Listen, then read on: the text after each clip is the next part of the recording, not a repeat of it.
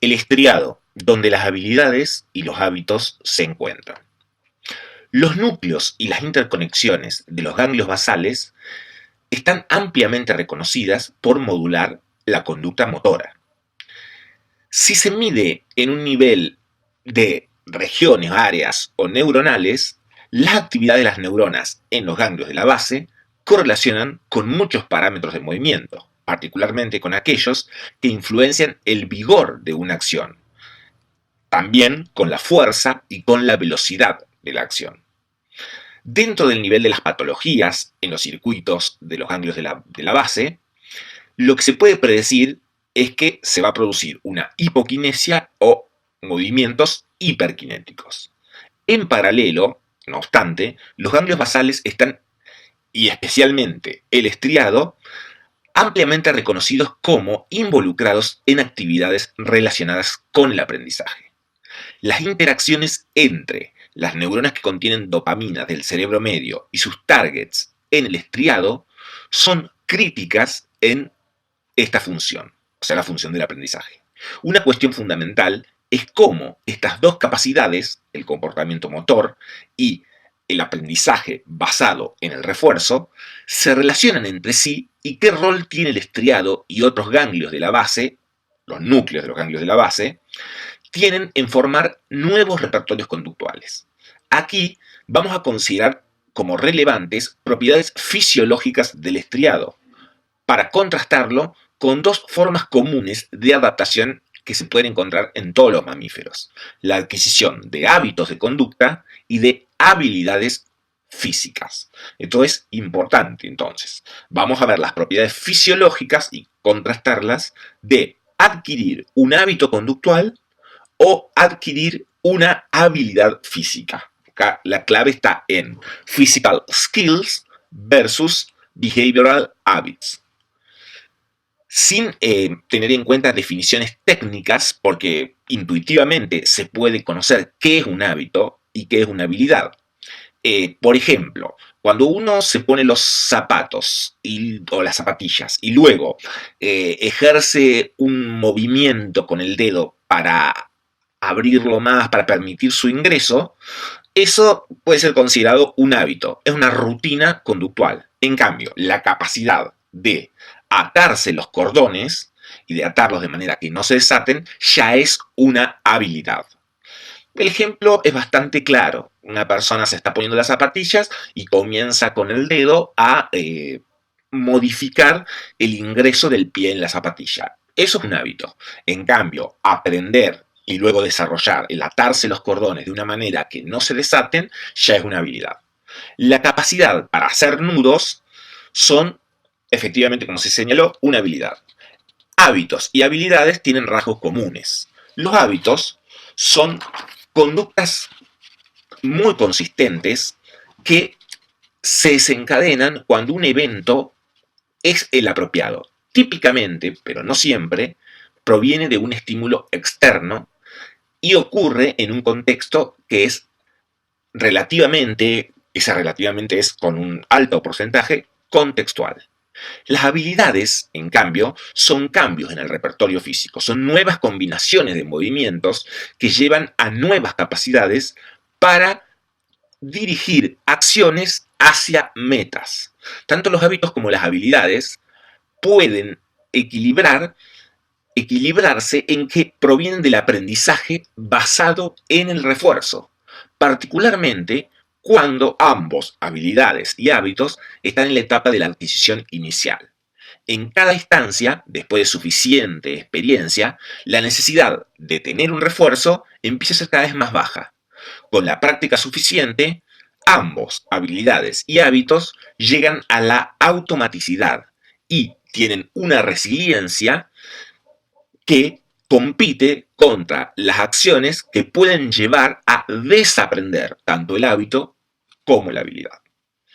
Ahora vamos a abordar un problema interesante introducido por Bernstein, trabajaba en la Unión Soviética, de lo que se llama el problema de los grados de la libertad y la performance óptima. Cuando uno está adquiriendo un nuevo hábito o una habilidad, un organismo está enfrentándose con un enorme espacio de posibilidades entre los cuales tiene que elegir. Eso es muy importante porque se relaciona con el concepto de espacio de problemas. Es decir, hay posibilidades. Siempre en un espacio de problemas hay posibilidades, pero hay restricciones. Si ese espacio de problemas tiene muchas posibilidades, hay un proceso de elección. Para los hábitos, cómo los organismos seleccionan entre conductas potenciales que pueden desarrollar es un interrogante. Cuando se desarrollan hábitos, ¿cómo hace un organismo para seleccionar, para hacer ese choose, esa elección entre ese enorme espacio de posibilidades? Acá vamos a seguir y se va a revisar la evidencia indicando que el estriado tiene una función principal en el aprendizaje, especialmente relacionado con la plasticidad asociativa y la selección de un set de acciones entre muchas acciones posibles, resultando en la adquisición de una conducta que ya se transformó en un hábito. De manera similar para las habilidades, el sistema motor también se enfrenta con un enorme set de posibles soluciones. Ahí es diferente porque al estar las habilidades dirigidas a metas, cuando un espacio de problemas está dirigido hacia una meta, lo que se logran son soluciones. Entonces, una habilidad se enfrenta con posibles soluciones. Hay muchas posibles soluciones. Entonces, hay un problema análogo para entender cómo el organismo logra estrechar, logra reducir la búsqueda para encontrar una solución efectiva cuando está adquiriendo nuevas habilidades motoras. Habilidades, ya no hablamos de hábitos. De los muchos posibles desafíos en el aprendizaje de habilidades, dos son sumamente reconocidas, dos estructuras. Los grados de libertad, que es el problema que instaló Bernstein, cuál es el problema de los grados de libertad, y el problema del control óptimo de Todorov y Jordan. ¿Cómo, nos preguntamos, las conductas o los movimientos elegidos son el resultado de que se escogió aquello que es óptimo? ¿Cómo se escogen movimientos y conductas que son óptimas? Primero hay que saber qué es lo óptimo. Lo óptimo puede ser definido en por diferentes vías, pero hay dos particularmente relevantes para hábitos y para habilidades. Primero, lo óptimo, podemos decir la optimicidad, pero no está tan claro, no es una palabra muy frecuente. Lo óptimo puede ser conducido por el resultado de adquirir una meta específica y recibir un refuerzo. Eso puede ser lo óptimo. Se logró la meta y se recibe el refuerzo. Los monos, por ejemplo, trabajan con mucha celeridad para maximizar el número de ensayos que son reforzados en una hora. Logran la actividad que tienen que realizar y reciben un refuerzo. Eso sería óptimo. En segundo lugar, lo óptimo puede ser determinado por la vía particular en la cual una conducta motora está combinada, entonces los costos de realizar esa conducta motora están minimizados. Por ejemplo, un animal puede aprender a encontrar el camino más corto para lograr un refuerzo o encontrar la combinación más eficiente para que su movimiento llegue a un refuerzo. Este es el núcleo de la solución del problema de los grados de libertad. El problema de los grados de libertad es, en un proceso de movimientos optimizados en dirección a una meta, si trazamos una métrica, por ejemplo, una métrica energética de los movimientos, de qué manera logramos alcanzar la meta y el refuerzo, pero que esa métrica nos indique que el costo fue el menor. ¿Por qué grados de libertad? Grados de libertad es que hay muchas posibilidades. Y se empezó diciendo que tanto habilidades como hábitos parten de que las posibilidades son numerosas. Habilidades le agregó metas, mientras que en hábitos no se mencionaron metas, sino que se menciona únicamente ese factor común que tienen con las habilidades, que son los refuerzos. Hay mucha evidencia acerca del papel que cumple el cerebelo y su confiabilidad para brindar un feedback online mientras se está desarrollando la actividad para moldear actividades que están justamente desarrollándose desde múltiples regiones motoras corticales, junto con generadores de patrones motrices que ya son parte del midbrain, del cerebro medio o espino vulvar. Entonces, en esta dinámica de los movimientos hay una suavización por parte del cerebelo que permite ir más rápido y más eficiente.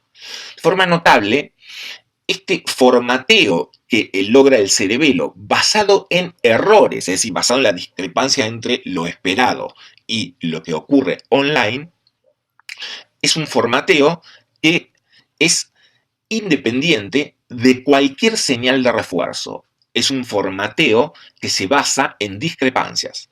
Entonces se propone que los ganglios de la base, entre los cuales el estriado es la principal estación de input, tiene un efecto muy profundo en la conducta de optimización porque implementa un feedback que no está basado en la misma lógica del cerebelo, sino que está basado en el refuerzo para permitir combinaciones efectivas de elementos motores secuenciales.